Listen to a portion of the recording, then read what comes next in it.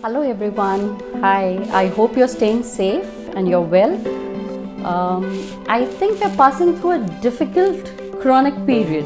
I say chronically difficult period, chronic because this is not something that is going to pass away in a day or two or a week maybe, this is going to last for a while. So let's be a bit prepared, and I'm sure you're following all those rules like washing your hands regularly, using hand sanitizers, wearing face masks, maintaining certain social distance, staying at home, staying safe.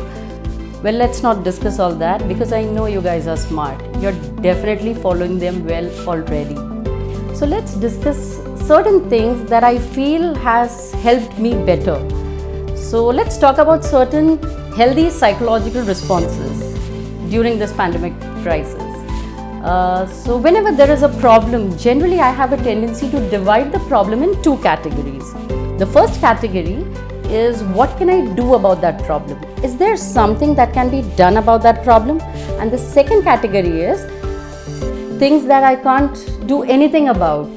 Within that context of problem, I can't do anything about it.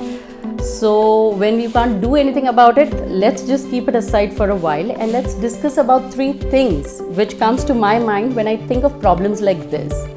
I'm reminded of Tony Robbins' 3 mandates that everybody should know, I feel, which I practice myself a lot. The first mandate is see it as it is. Yes, there is a problem. Yes, it's a pandemic.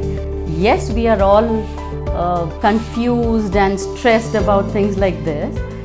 Definitely it's a problem, but please see it as it is. There are so many videos and so many people talking about, oh my god, what if all of us die? What will happen with the earth? My god, the birds will go away, the humans will go away, the buildings will... Relax. We've been through much worse things than this. We've survived. We, as the history of the human race, the humanity has seen so many things in the past, the floods, the earthquakes, the tsunamis, the droughts, and 110 things we have seen. But you know what? We have still survived. Earth has survived. This too shall pass. So just relax, keep your calm, and this too shall pass.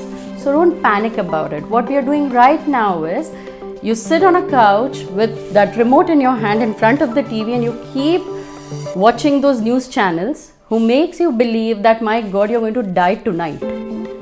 So just relax, don't keep worrying, because worrying is just like, it's like misusing your creativity.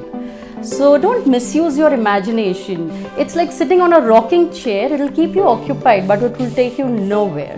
So just relax and see things as they are, not worse than what it is. I'd repeat again, see things as they are, not worse than it. The second mandate that I really like is try to see things a little better than what it is already. So now we can use a little bit of a creative visualization here, because can we try and imagine certain things that can help us to imagine this situation or make this situation a little better? How can I make it better? How can I feel better? What can I do to let the entire situation not groove upon me? So, let's try and use our visualizations in this perspective. So, number 1, see it as it is, but not worse than what it is. The second is, try to see it a little better than what it is. And the third mandate is, make it the way you see it. So now when you already have some idea about the creative visualizations or some ideas about how can we make it better and what can we do to make it better, the third mandate should be, make it the way you see it. Try to use all your ideas in this time. Try to use all the possible online learning resources. Try to get in touch with your teachers or, or online learning classes maybe. Like, make use of it.